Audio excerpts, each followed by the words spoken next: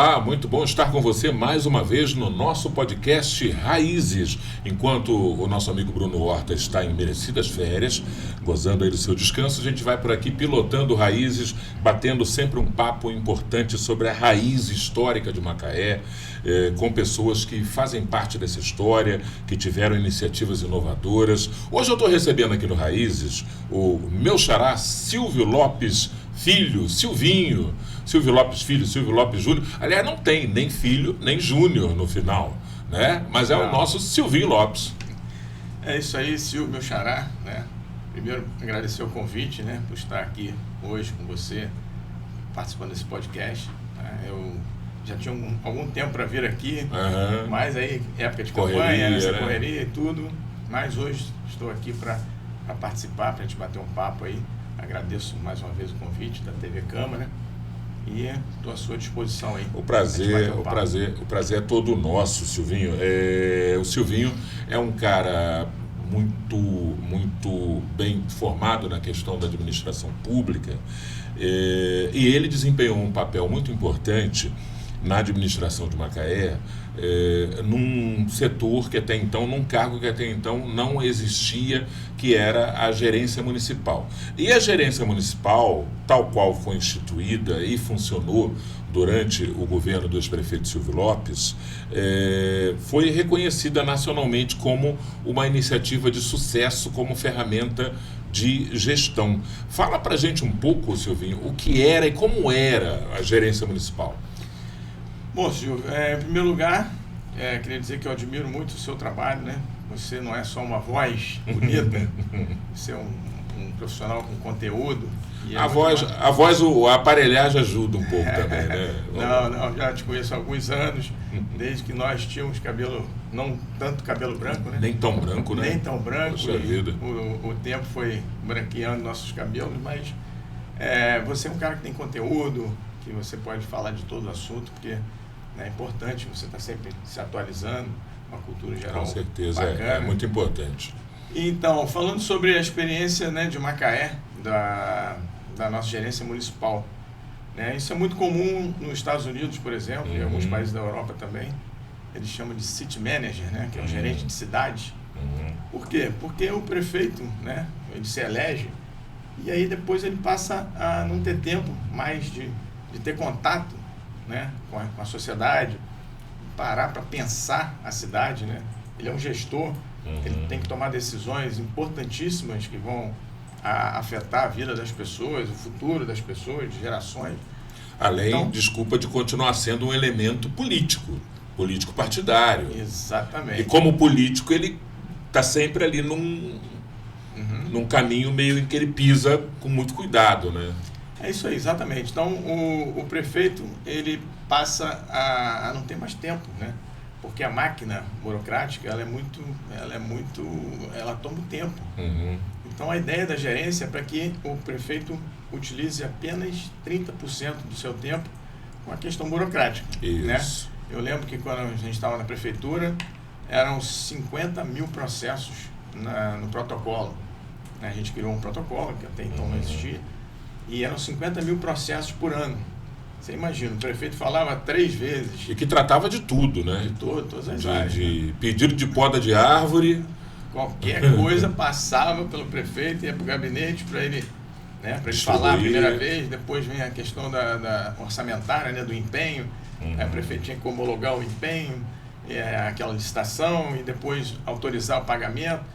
Então você multiplica por 3, né, são 150 mil assinaturas que o pobre do prefeito tinha que dar no ano, né?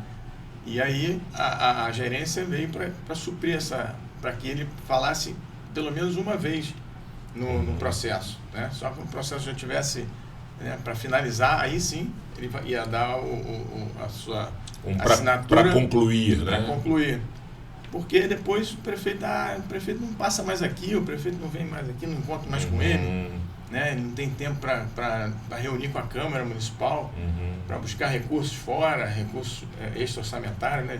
Seja da União, seja do Estado. Parcerias, né? Parcerias. Então, foi muito importante para a gente conseguir criar a gerência. Foi a primeira gerência do Estado do Rio, né? E depois, acho que foi uma das primeiras no Brasil Só tinha, me lembro da cidade de Maringá, no Paraná. Que instituiu, e até hoje parece que funciona lá. E foi um sucesso. Cheguei a dar palestra, né? Eu estava conversando aqui em off com você, na Fundação Getúlio Vargas, sobre a experiência de Macaé. E para você ter uma ideia, nós tínhamos o maquinário, né? Por exemplo, as máquinas. Então cada secretaria tinha suas máquinas, sua reto, escavadeira, seus caminhões. Isso. E aí você precisava de uma atuação que fosse do governo. Por exemplo, nós fomos tirar umas casas, uma invasão ali na fronteira, no bairro Fronteira. Né? Aí precisávamos que as máquinas estivessem lá de manhã para poder fazer a demolição, retirar os entulhos. E aí fomos procurar as máquinas. Ah, não pode, cadê a máquina? A máquina da Secretaria de Obra está não sei aonde, a máquina da Secretaria de Serviço Público estava em outro lugar, e a da Agricultura estava em outro lugar, e aquilo ali era uma prioridade, né, do governo. E a gente foi ver que depois uma das máquinas do Serviço Público estava fazendo um serviço particular. Aí nós teríamos que alugar uma outra máquina para poder suprir essa demanda, aumenta o custo, né? Então a gente passou, tudo que diz respeito a várias secretarias passa a ser atribuição da gerência. Então, a secretaria faz lá a sua reserva, né, do equipamento para aquele dia, e aí a gente conseguiu otimizar. A questão de combustível também, né, o controle de combustível passou a ser muito maior. Enfim, a gente conseguiu dar uma gestão mais equilibrada, né, para que todos otimizassem os seus recursos. Pegar o que tá fragmentado e centralizar ali, ter um olhar centralizado sobre aquilo. Exatamente. Mas isso não significava centralização das decisões, necessariamente. Não. De forma nenhuma, né? Lógico que a secretaria tinha sua autonomia, né, para gerir seus projetos, suas políticas públicas. Só que a gente precisava otimizar.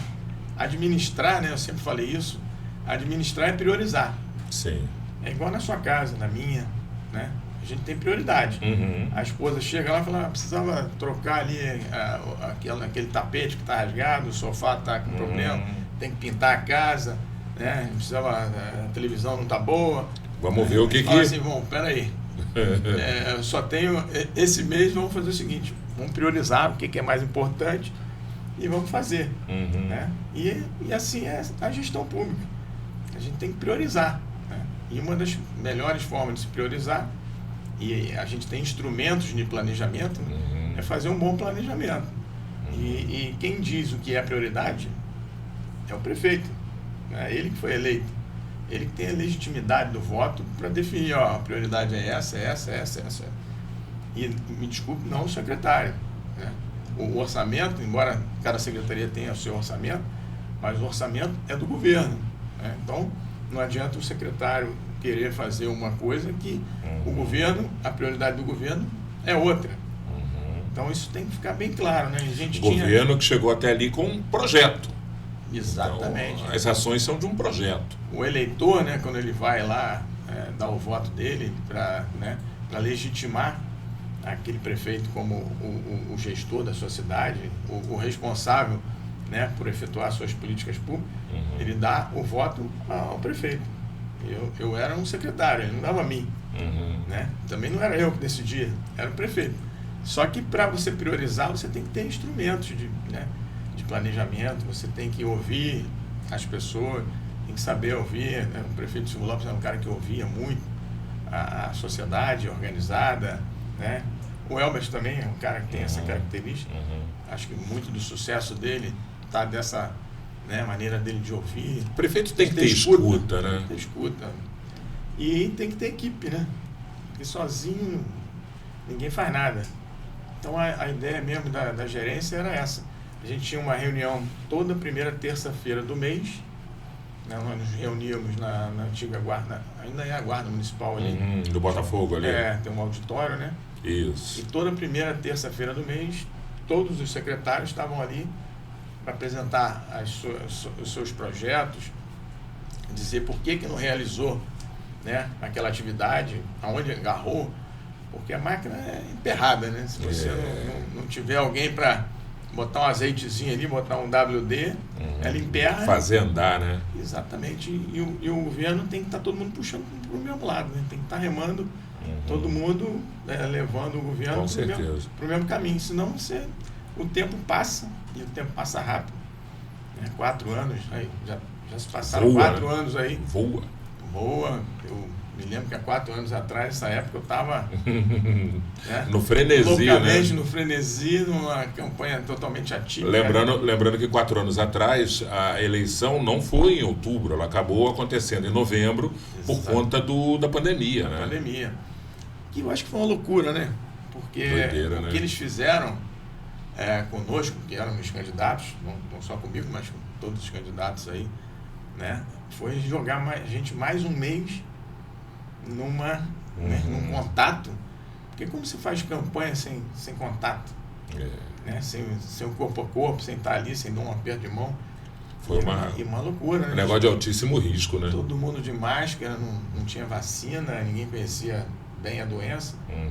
E aí eles fizeram o quê? Adiaram por mais um mês, ou seja, jogaram os candidatos mais um mês nessa exposição, né, de se contaminar. A eleição acabou, eu adoeci, eu fiquei 12 dias na UTI. Eu lembro disso. Bem mal mesmo. E infelizmente muitas pessoas passaram ali até do meu lado, né, e não resistiram, e muitos amigos, muitos parentes. Então foi uma eleição muito atípica. Eu até brinco, eu nunca fui candidato logo na minha vez. Acontece uma eleição assim. Mas é isso, graças a Deus, esse momento passou, né? Superou, né? Isso é importante. Ficou na história, muitas perdas irreparáveis, mas a vida continua, né? Eu queria continuar falando de administração pública, mas antes eu queria voltar na gerência municipal, essa iniciativa inovadora, merecedora de elogios, prêmios. Você foi chamado para dar 2 palestras, né, na Fundação Getúlio Vargas, para contar a experiência de Macaé para o Brasil, para quem estava fazendo mestrado na época. Exatamente. Eu tinha feito pós-graduação lá em administração pública, né, na FGV, que é a melhor escola de administração pública do Brasil. Né? Um orgulho para nós brasileiros e principalmente fluminenses e cariocas. E depois eu vim para a experiência de Macaé e alguns amigos de lá souberam da história de Macaé, a diretoria lá da FGV, me convidaram para dar uma palestra para a turma de mestrado, né, sobre a experiência de Macaé. Sim. E foi muito rica, muitas perguntas. Eu fiquei na época a gente não tinha ainda essa tecnologia fantástica aí do WhatsApp, né, do Instagram e tudo, mas já tinha o celular, não tinha a internet tão poderosa. E ainda fiquei um bom tempo trocando experiência com eles, porque ali tinha gente do Brasil inteiro, né? Eu lembro que tinha gente de São Paulo, tinha um controlador da cidade do Rio de Janeiro, né? Fez mestrado lá e a gente começou a trocar experiência. Então, assim, foi uma experiência extremamente... Agora, para você implantar uma coisa assim, né, é preciso que o prefeito primeiro tenha muita confiança, né, no seu gerente, porque tem sempre aquela maldade, né? Quem manda é fulano. Era isso exatamente que eu ia te perguntar, não sobre o quem manda, mas sobre um outro aspecto. Você falou que o gerente é um cara que poupa, é uma figura que poupa o prefeito da burocracia, né? Porque a burocracia é entediante para o sujeito que não é burocrata. Às vezes o sujeito é um político, uma águia da política, mas não é afeito à burocracia. Sim. E a burocracia torna-se entediante. O gerente chega e poupa o prefeito dessa burocracia. Muito bem. Mas aí o gerente passa a ser o cara que fala não. Ele passa a ser o dono do não dentro da máquina. E poupa o prefeito do não também. Porque falar não para um político é péssimo. Exatamente. Ele fica com esse carimbo, o gerente? Sim. Eu tinha uma peculiaridade, né? Além de gerente, de ter essa função, o pessoal dizia que era o segundão, né? O 02? De estar ali. Na verdade, o que eu fazia era um meio de campo. Né? Porque não que eu fosse melhor ou pior do que ninguém, ou que eu tivesse um nível acima, é como se fosse, vamos dizer assim, quem que você acha que foi o melhor jogador da Copa de 94? Do Romário? Romário? Muita gente vai dizer Romário, outro vai dizer Bebeto. Outro vai dizer o Mauro Silva, que foi quem ficou na contenção ali. Exatamente. E você vai ver que acho que ninguém vai falar no Cafu. Sim. Né? Ou no Dunga, né? No Dunga. Ninguém ia falar no Dunga. Né? Importantíssimo. Dunga talvez, mas o Dunga era o capitão. Né? Então, na verdade, eu era um capitão. Vamos chamar assim. Eu não ganhava mais, eu não era o melhor, não era o mais bonito, mas eu era o capitão. Ou seja, a pessoa que o técnico escolhe, né, para fazer ali um entrosamento, para dar as ordens dentro de campo, né, para dizer, ó, a jogada tem que ser assim ali. Então era fácil com o prefeito Silvio Lopes, porque ele sempre dizia, ó, quero que você bote a bola lá naquela cesta lá. Então ele falava a mesma coisa de manhã, de tarde, de noite. Né? Ele não era um cara que falava uma coisa hoje, acordava de mau humor, no outro dia falava outra. Então ficava fácil, né? Porque ele sabia o que queria. E o meu papel era passar para a equipe, ó, o que o prefeito quer. A prioridade do prefeito é construir o HPM. Né? Ele quer construir o HPM porque é uma prioridade para as pessoas. Né? Sim. O HPM foi um marco. Você imagina com essa certeza. Pandemia aí, se não tivesse um HPM. Com certeza. Então ele queria construir o HPM, ele achava que precisava construir a linha verde, a linha azul, porque Macaé hoje já tem um trânsito infernal, imagina, né, se ele tivesse feito isso naquela época. Ele projetou a linha do desenvolvimento e da expansão da cidade para lá. Exatamente. Né, já tendo essa visão. E para que as coisas saiam, né, da cabeça do prefeito, passe para um projeto, né, uma política pública, e que ela entre em processo licitatório, que é todo uma máquina, uma burocracia louca, e aconteça, e esteja aí hoje, né, atendendo as pessoas, seja uma realidade, é preciso que alguém pegue isso na mão e fale, isso é uma prioridade. Então, se a secretaria tal quer gastar com um evento tal, e não sei o que lá, bom, nós vamos segurar. Vamos segurar. Esse era o meu papel, né? É fazer com que as coisas prioritárias do governo, né? As obras do governo, as obras foram feitas, elas foram do governo para a sociedade, né? Alguém tinha que organizar esse meio de campo. E esse era o meu papel. Não é fácil. Não é fácil, né? Imagino que não. A gente tem que dar umas cotoveladas, né? Tem que segurar ali, tem que às vezes falar não, né? Ser incompreendido. Mas quando a gente tinha uma equipe bem harmoniosa, né? Com a liderança do prefeito Silvio Lopes, bem tranquila. Então ele sempre dizia nas reuniões, falou, ganhar a eleição é comigo. Agora fazer a administração somos todos nós. Então fica fácil, né? Quer dizer, ele sabia aonde cada um podia ir, e eu também tinha essa função, e acho que errei algumas coisas, porque era tudo muito novo, né?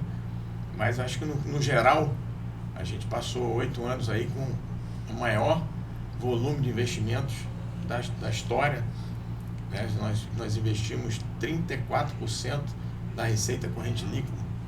Quer dizer, 34% do orçamento, o Estado investe 2%, 3%, a União investe 5%, e Macaé investia 34%. Depois, há um período atrás, aí, passou a investir 10%, né? 8%. Agora, para você investir, o que a gente fala né? Botar recursos em obras e investimentos. Infraestrutura, obras permanentes, né? Que gera patrimônio, né, para o município. E passa a ser, por exemplo, o HPM é um patrimônio do município de Macaé, da população de Macaé, a linha verde, a linha azul, as escolas, o centro de convenções, o ginásio. Então, todas essas obras passam a ser patrimônio do município de Macaé, das pessoas de Macaé. Com certeza. Então, para você fazer isso, é preciso que você segure o custeio, né? Porque você tem verba de custeio, que é a manutenção, né? E verba de investimento.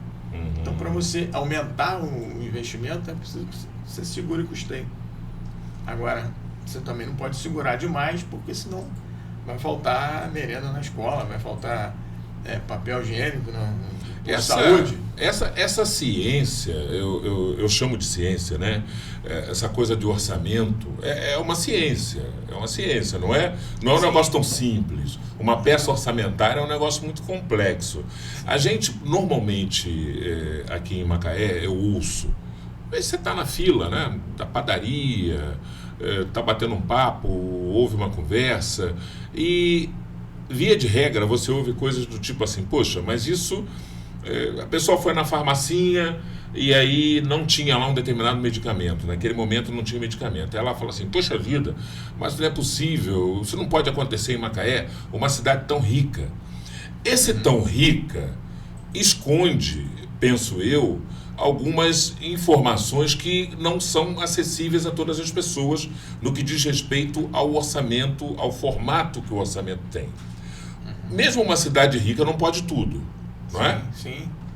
Porque o orçamento, ele é compartimentado, ele pode ter muito dinheiro para uma área e não pode usar em outra. E ele pode acabar primeiro nessa área aqui da administração e você ter que aguentar aquilo ali enquanto tem dinheiro aqui para uma outra coisa. Ah, não tem remédio na farmácia, mas faz o carnaval. Mas a verba do carnaval é uma, não é isso? A verba da farmácia é outra. Sim. Explica pra gente como é que é esse Lego chamado orçamento. Sim, bom, primeiro, o prefeito, né, ele é escravo de três coisas, né? Do povo, né, da Constituição, da lei. E da lei de responsabilidade. Que são as leis, né? As leis brasileiras que servem para todo mundo e para o prefeito mais ainda, porque ele é muito fiscalizado, ele trabalha com dinheiro público, sagrado, dinheiro público, e ele é escravo do orçamento, que é uma lei, né? Aí que está o papel do vereador, né? O papel do vereador, ele é um papel fundamental e isso tem que ficar muito claro. O principal papel do vereador é de legislar, principalmente aprovar o orçamento municipal. E fiscalizar a execução. E fiscalizar, né? Então, o vereador, quando ele vai analisar, né, as peças de planejamento, os instrumentos de planejamento que o prefeito tem, primeiro começa com a LDO, né, que é a Lei de Diretrizes Orçamentárias, que ali vai dizer quais são as prioridades, né? Para onde o município vai, quais são as prioridades desse município, as características, cada município tem sua característica, né? O município de Macaé é um, o município lá do interior, né, da região norte é outra. Então, cada município tem sua lei de diretrizes, para onde a cidade vai, né? Ali é dado o norte. Ali é dado o norte, né? Bem genérico, mas é dado um norte para onde a cidade vai e quais são as prioridades, vamos dizer assim. Aí dali sai o PPA, que é o Plano Plurianual, que é como se fosse uma mini prioridade para 5 anos. Né? Todo município tem que aprovar o seu PPA, né? Tudo isso vai para a Câmara. Depois é feita a LOA, que é a Lei Orçamentária Anual, que é feito no ano anterior. Né? A Câmara, o prefeito, o executivo manda para o legislativo quais são, aonde ele vai gastar o dinheiro daquele orçamento, a expectativa de receita. Vamos supor, o município tem uma expectativa de arrecadar 4 bi. E aí manda para a Câmara aonde ele vai gastar esses 4 bi. É lógico que tem coisas que são... o prefeito não pode fugir, é lei. 1/4 desse recurso tem que ir para a educação. Isso está na Constituição. A chamada verba carimbada. Exatamente. 25% do gasto, né, da cidade, do município, da receita corrente líquida, tem que ser com a educação. É uma lei. Se o prefeito não gastar, no mínimo, né, isso é mínimo, 25% com a educação, ele corre o risco de não ter suas contas aprovadas e ficar inelegível. Aí você tem a saúde que também, que eu não sei agora quanto está, mas era em torno de 13% a 15% tem que ser gasto com a saúde. E o restante, aí você, né? Aí você tem um pouco mais de liberdade. Você tem mais liberdade para gastar. Mas ainda tem o tal do teto com folha de pagamento. Porque você também tem Exatamente. Aí você pode gastar no máximo, né, 57% do seu orçamento, da sua receita corrente líquida, que no caso não inclui royalties. Né? O royalties está fora. O royalties não pode pagar folha, né? O royalties não pode pagar folha. Então 57% da receita corrente, né, fora royalties, tem que ser gasto com... é o limite para você gastar com a folha de pagamento. E inclui 3% aí, que chega a 60%, quando inclui o recurso para a Câmara Municipal. Então, o limite é de 60%. É porque ainda tem isso, né?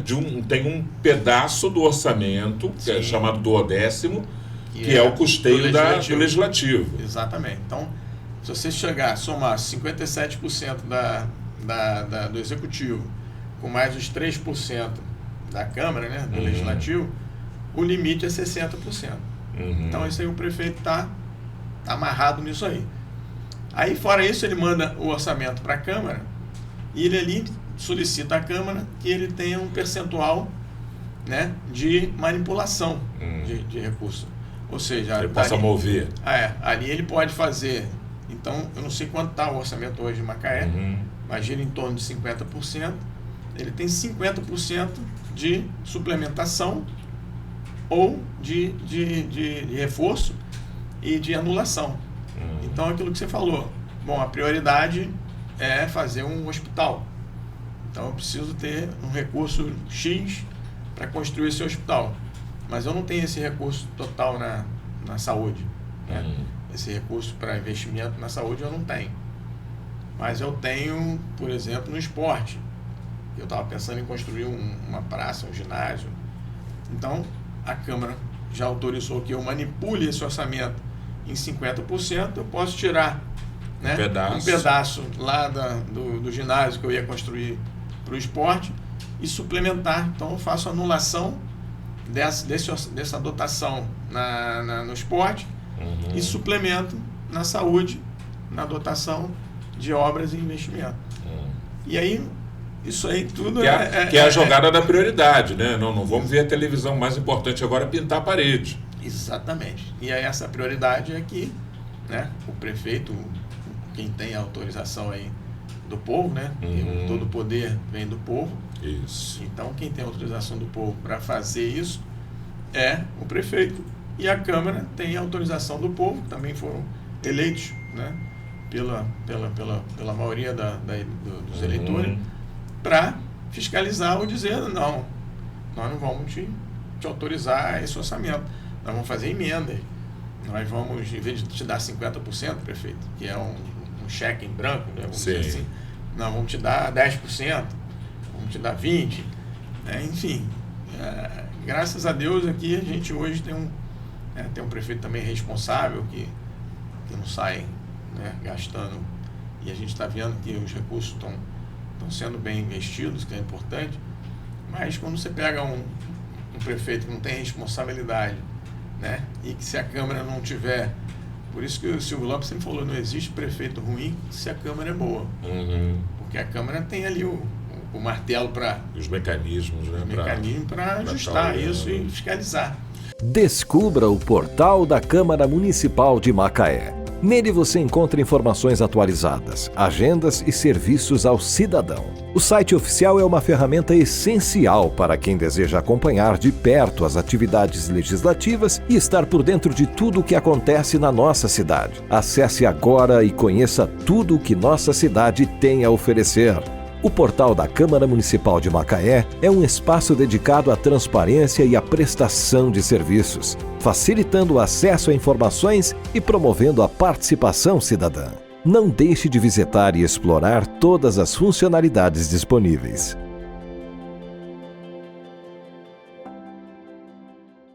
Você deve estar acompanhando, Silvinho, uma discussão que vem acontecendo em nível federal. Eu vou aproveitar para explorar um pouco os teus conhecimentos e ampliar um pouco esse nosso papo sobre a questão da Câmara Federal e a execução de emendas impositivas. É uma ferramenta nova na administração pública e aí houve uma certa elasticidade na concessão dessa ferramenta alguns anos atrás, no governo passado, no governo federal passado, e por conta disso, hoje a gente tem a Câmara Federal executando um pedaço considerável do orçamento de uma forma, agora nesse momento, com um pouquinho mais de controle, mas ainda assim de uma forma bem grande, bem elástica. Como é que você, como um cara que gerenciou e que tratou disso em nível de cidade, como é que você vê esse advento da emenda impositiva, principalmente num país do tamanho do Brasil? Bom, Silvio, isso foi muito falado, né, do famoso orçamento secreto. Isso. Né, que não tem transparência. As tais emendas RP9, né, que se dizia. Exatamente. Que não se sabia nem quem era o autor e nem qual era o destino. Exatamente. Bem às cegas. Então, assim, é uma temeridade, né? Porque a gente vive um país, um regime presidencialista, mas, na verdade, que esconde aí um parlamentarismo. E isso aumenta cada vez mais o famoso toma lá da cá, né? Na verdade, o cara se elege para fazer uma coisa para o legislativo e quer mandar no executivo. E aí começam ali as trocas de favores e a gente não consegue depois nunca mais ter controle desse recurso, né? Porque você veja bem, a pessoa que precisa fiscalizar, né? O deputado lá, federal, o senador, o papel deles é fiscalizar os gastos do executivo. Agora, como que eu vou fiscalizar se eu sou parceiro dessa gastança, né? Ou seja, você me dá aí alguns milhões ou alguns bilhões para eu atender meus interesses, porque se fosse tudo interesse público, coletivo, né? Estaria muito bom, mas infelizmente não é isso que a gente tem visto aí ao longo dos anos, né? A gente alimentando muitos currais, né? Exatamente, e acaba que a eleição depois ela fica uma eleição injusta. Como que você, que brotou da sociedade, da comunidade, uma nova liderança, né, que não tem recurso, por mais que você fale, você já tem aí esse recurso de campanha, né? Como é que se fala? O fundo partidário, o fundo eleitoral, né? Que são 5 bi e tantos de fundo partidário. Só que esse fundo partidário fica na mão dos deputados federais e senadores. Que quase sempre são os presidentes dos partidos. E eles acabam usando para eles próprios. Não, as novas lideranças ficam com muita dificuldade. Além disso, eles têm essas emendas aí de alguns bi que eles acabam jogando nos seus currais eleitorais, numas licitações que a gente, né, sabe lá como são feitas, e essas obras e compras de ambulância, disso, daquilo, também são desviados da sua finalidade. Enfim, é uma gastança, e a gente vive, né, num país rico com um povo passando dificuldade. É isso que a gente não consegue entender, né? Como um país que fica ali gravitando entre a 8ª e 6ª economia do mundo, ainda tem pessoas, né, na linha de miséria e passando dificuldades com as suas necessidades básicas, né? Nós não estamos falando no supérfluo, mas necessidade básica. Passando aperto mesmo. Passando aperto, e enquanto isso tem uma gastança aí que a gente não sabe para onde vai o dinheiro. Isso que você falou, tem muito a ver. Eu lembro que logo depois da eleição, 2, 3 dias depois do 6 de outubro, eu vi uma pesquisa feita pelo Datafolha que traçou um perfil, principalmente das cidades onde os prefeitos foram eleitos em primeiro turno, cidades que têm 2 turnos, mas que foram eleitos em primeiro turno, e em cidades onde a eleição apresentou uma diferença muito grande. E a característica, o traço comum a praticamente todas essas cidades elencadas pelo Datafolha é de que essas cidades foram profundamente irrigadas com emendas parlamentares de deputados federais do Centrão. E aí você vê que não é mero acaso. Essas cidades foram destinos de um volume monstruosamente grande de emendas e não por acaso esses prefeitos foram mais bem-sucedidos do que outros. Cai nisso que você colocou, né? Fica desigual a balança, né? Sim, porque hoje em dia, né, sempre foi assim, mas acho que as coisas foram piorando.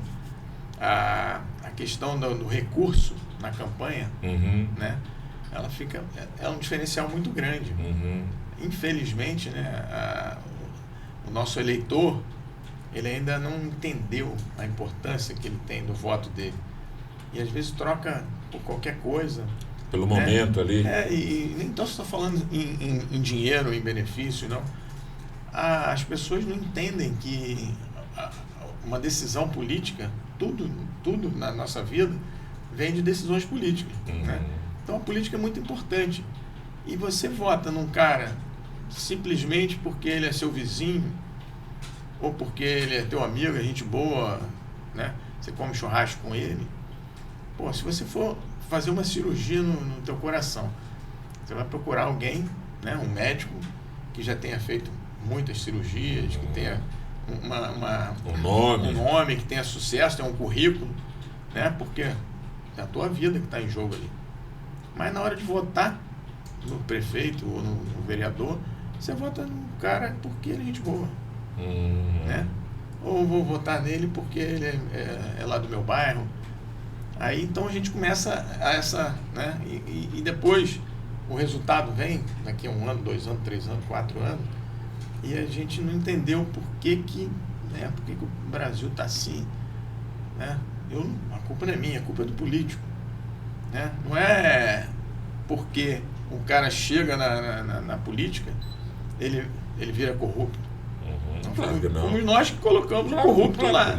Claro que não. Então a gente tem que prestar atenção, né? Eu costumo dizer o seguinte, você pega um senador, né? O senador fulano de tal, ele é isso, ele é aquilo, mas olha só, esse senador foi deputado, esse senador foi vereador, esse senador talvez tenha sido presidente de associação de moradores, e esse senador, antes disso, foi simplesmente um cidadão comum. Mas tem os filhos da aristocracia. Sim, tem os filhos da aristocracia, a gente sabe disso. Mas não são todos. Sim. Se você for na origem, você vai encontrar lá uma origem muito comum. Sim. Muito igual a de muitos outros cidadãos brasileiros. Mas as pessoas foram ascendendo. Ele não se tornou corrupto porque ele chegou lá. Sim. Ele já traz ali já vem de base, né?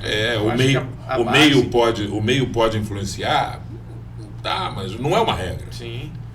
O Silvio Lopes sempre falou, meu filho, o policial, né, corrupto, ele não nasceu no quartel, né? O político corrupto, incompetente, ele também não nasceu no partido. Ele é fruto da sociedade, ele veio da sociedade. Exato. Ele tem uma história, ele tem um currículo. Só que as pessoas não analisam isso, né? As pessoas, não todo mundo, né? Não estamos generalizando aqui. Mas, infelizmente, muita gente não entende a importância do seu voto, né? Da cidadania. Você entender que você é um cidadão, que você tem direitos e deveres, né, que você tem que procurar cumprir isso da melhor forma. E a eleição, o voto, é a sua principal arma. Você vai dar a alguém um cheque em branco, né, para ele administrar a sua cidade, ou para ele criar leis na sua cidade, no seu estado, no Brasil. E aí você negligencia isso. Você vota, né, porque ganhou um telhado, ou porque o cara vai te dar um emprego, ou porque ele é gente boa, ou porque ele é teu vizinho. O voto ainda é decidido muito na base do fã-clube, né? Exatamente. Vou votar nele porque ele é evangélico, igual a mim. Ou porque ele é católico, igual a mim. Ou porque, né? Eu gostava dele na novela. Na novela. Tem isso também, Então, acho que o voto é muito mais que isso, né? A gente lógico. Tem que pesquisar, saber quem é que nós vamos entregar. Pô, é meu amigo, gente boa, come churrasco comigo, tudo bem, come churrasco com ele, mas o voto não. Às vezes ele não tem competência para aquilo. Né? Ou às vezes nem tem um espírito público, nem está pensando coletivamente qual o projeto dele, né? O que ele pensa da vida, o que ele está preparado para... A visão que tem, pelo menos de cidade, né? De prioridade para a cidade. Porque depois, cara, já era. Né? E uma má gestão, ela impacta toda uma geração. Né? Toda uma geração que se perde. Você vê a própria educação, né? Se você não investe na base, em 4 anos, o menino sai do Fundamental 1 e vai para o Fundamental 2, daqui a pouco está no ensino médio. E aí, se você não tem uma boa base na educação, principalmente, que é o único instrumento de transformação social que existe, o cara pensa, não, mas meu filho pode ser jogador de futebol, né? 1% ou menos, né? Vai conseguir chegar lá. A única forma de você transformar realmente, de ascensão social, é a educação. É a educação. E a educação básica. De qualidade, né?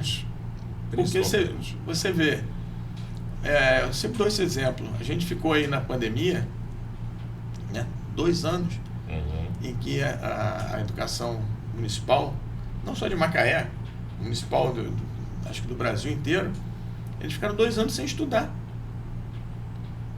2 anos sem estudar. E foi a aprovação, todo mundo foi aprovado.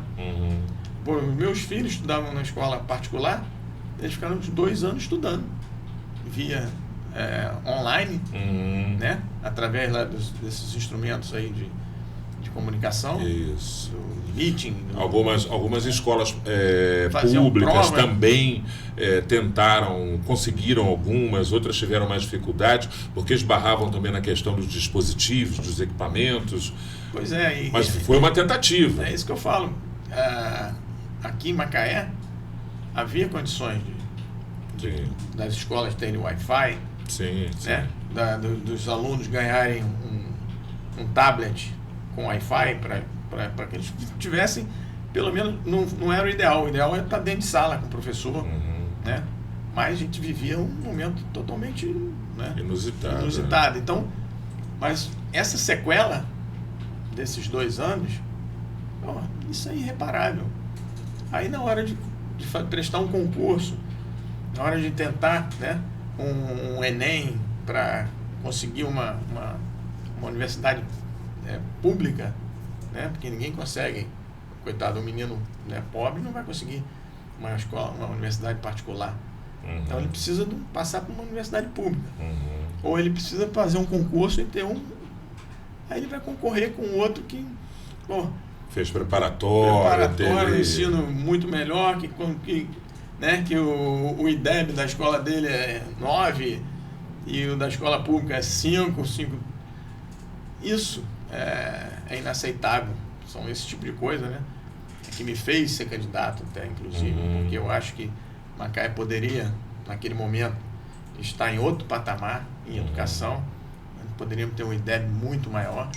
O IDEB de Sobral, no Ceará, né? Que nesse mestrado, eu fiz o mestrado com o pessoal da FGV, da área de educação, do ex-ministro Camilo. Henrique Paim. Do Henrique Paim. E eu o gaúcho. Estudei com ele, o gaúcho, e a gente estudou muito a educação, né, no Brasil. E a gente via lá o IDEB do Ceará 9,6 de Sobral.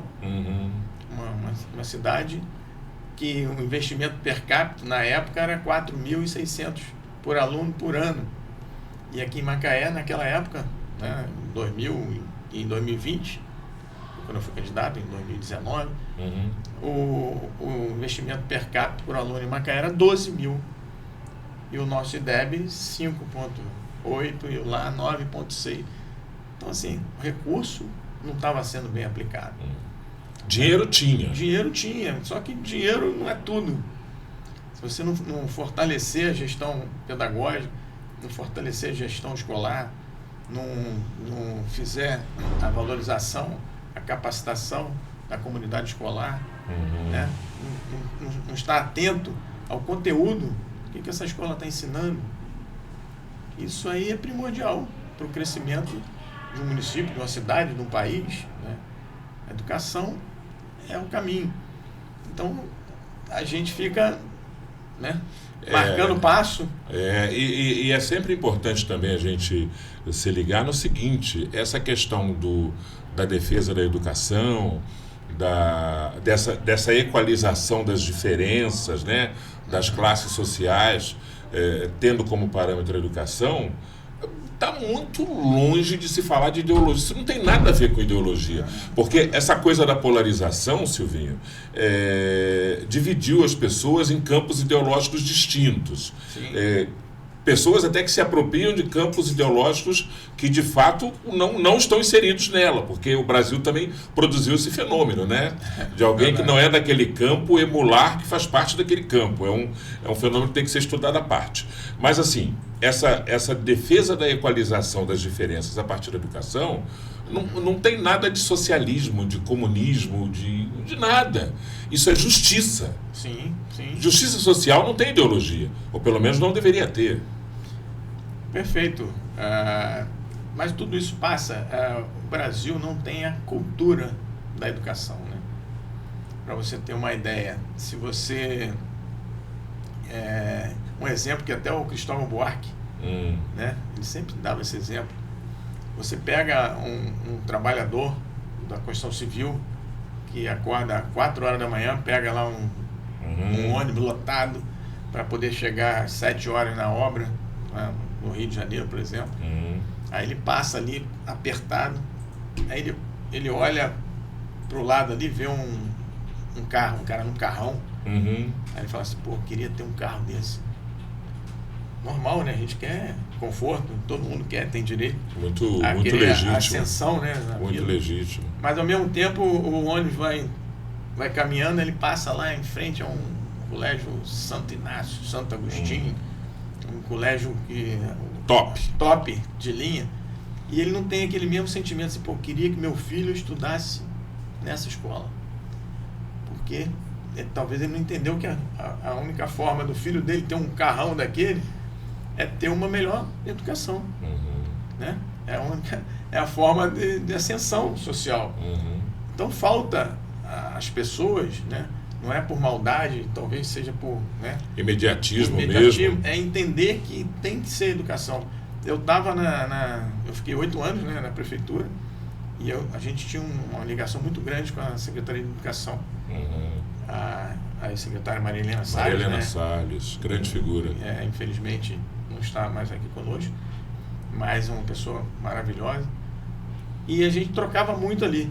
E um exemplo disso é que, por exemplo, se faltasse, a gente nunca viu reunião dos pais, não sei o que, para saber o conteúdo do que está sendo ensinado, para reclamar, meu filho não está aprendendo, o caderno dele não tem nada, né? Se preocupando com a questão pedagógica do que está sendo ensinado, que na verdade é o que importa, né? Aquilo ali é o futuro do filho dele. Então é importante que ele, né, se preocupasse com essas questões. Com conteúdo. Isso. Se ele está aprendendo, né? Como é que está o comportamento dele na escola. Então faltava essa. Agora, se faltasse merenda, né? Não que a merenda não fosse importante. Pelo contrário, a merenda é super importante e sempre foi uma preocupação que tivesse merenda de qualidade, né? Com não só quantidade, mas com qualidade. Mas eu digo o seguinte, a função principal da educação é ensinar, é dar o melhor ensino, é a parte pedagógica. E as pessoas não estavam muito preocupadas com isso. Não por maldade, mas porque falta embutir nas pessoas a cultura da educação, a importância da educação, né, para o futuro do Brasil e dos brasileiros. Quando você fala da importância da educação, eu não deixo de lembrar, é impossível a gente não lembrar, a experiência do Japão pós-guerra, né? Como foi aquele projeto de nação depois de uma bomba arrasar com tudo e um país se reconstruir do robozinho de lata. Eu lembro, Silvinho, que quando eu era criança e via-se uma coisa assim de qualidade duvidosa, usava a seguinte gíria: isso aí é negócio japonês. Sim. Isso é negócio japonês. E enquanto o japonês distraiu o mundo com quinquilharias e bugigangas que pareciam de qualidade duvidosa, por trás das cortinas eles preparavam uma legião de jovens. Eles alfabetizavam em pelo menos 3 idiomas. E quando o mundo viu, o Japão tinha uma elite estudantil muito bem formada, que tinha sido mandada estudar no exterior. O governo mandou as pessoas estudarem no exterior no Japão. Sim. Formou cidadãos. E quando esse povo retornou para o Japão, desenvolveu tecnologia de altíssima qualidade de ponta. É um projeto de educação, né? Perfeito. É um exemplo, né, melhor possível. O Japão investiu altamente em educação, em tecnologia, né, revolução industrial. O Japão são 3 ilhas, né, grosseiramente falando. São 3 ilhas e está aí. Terceira economia, assustado com vulcão, assustado com tsunami, mas uma potência. Terremoto, vulcão, bomba atômica, e está aí, né? Terceira ou quarta economia do mundo. Um povo altamente educado, disciplinado, que disciplina também é tudo, né? Sim. Você vê no Japão não tem varredor de rua. Cada um é responsável por varrer a frente da sua casa, do seu comércio. E aqui não, a gente precisa ter babá, né? Porque o cara abre um picolé lá, joga o papel no chão, alguém vai apanhar isso para mim. Isso tem um custo, né? Que é dele mesmo. Porque o dinheiro é nosso. A varrição de rua paga com dinheiro público. Cada um que joga ali um papel que quebra um ponto de ônibus, um banco, ele está fazendo com que o recurso poderia ser melhor investido, poderia estar sendo investido em educação, nas escolas de tempo integral, né, em tecnologia, em equipamentos para que as crianças pudessem assistir aulas remotas e tudo. Não, está sendo gasto em manutenção, porque as pessoas, né, estão ali quebrando. Então a gente precisa entender isso. Né? Não é tudo o governo que tem que fazer. Há um paternalismo exagerado. A cota pessoal do cidadão é muito importante, né? Importantíssimo. A gente não vai a lugar nenhum como nação, né, enquanto a gente não entender que nós temos que ser cidadãos, com direitos, com deveres, né, com disciplina. Há um paternalismo, as pessoas acham que tudo é o governo que tem que fazer. Né? E tudo é culpa de alguém, né? O brasileiro tem muito isso. A culpa do meu fracasso é do meu pai, é da minha mãe, é do meu patrão, é do governo, é sempre alguém. Menos minha. Então a gente precisa menos da minha nação, menos da minha imobilidade, né? Exatamente. Ao invés de me preparar, né, para o que vem pela frente, tem tempo de plantar e tempo de colher. As pessoas querem colher sem se preocupar em plantar, né? É verdade. E a gente tem que... Eu falo isso, né? Porque eu venho de uma geração aí do meu pai, né? De política. Eu estou na política desde os 16 anos. Embora eu nunca tenha sido ocupado um cargo eletivo, né? Fui candidato só uma vez na eleição passada e não cheguei lá. Mas eu convivo dentro da política desde 16 anos. Estou com 58, né? Lá se vão aí 42 anos convivendo com isso. Então, eu sei aonde a falha é do poder público, aonde a falha também é do cidadão, e a gente precisa se policiar nisso aí, né? É isso aí, gente. Rapaz, que papo bom, hein? Passa rápido. Que prazer poder receber aqui no nosso Raízes hoje esse administrador público, pensador da administração pública e, acima de tudo, humanista, que eu acho que é um traço dos mais felizes na tua postura, na tua personalidade, porque eu acho que o homem público ele tem que ser um humanista também. Ele não pode ser só um calculista que se debruça sobre números, e, embora seja um bom executor de políticas públicas, mas tem que ter um olhar humanista sobre as coisas, né? Isso é fundamental, isso é muito importante. O seu Silvio sempre falou, meu filho, para entrar na política tem que gostar de gente. Isso. E isso aí é uma gostar de lidar com gente. E se colocar, né, no lugar do outro, a questão da empatia, né, de você entender a dificuldade. Eu lembro que são coisas simples, tá? Eu estava na prefeitura e eu sempre falava para as pessoas que estavam ali trabalhando comigo, a equipe, né, graças a Deus a prefeitura tem um corpo de funcionários excelente, né, que precisa ser valorizada, precisa ser... acho que você também é servidor, sim, né? Precisa ser motivada, né? Com certeza. Porque sem motivação a gente fica difícil. E a gente tem um corpo técnico muito bom.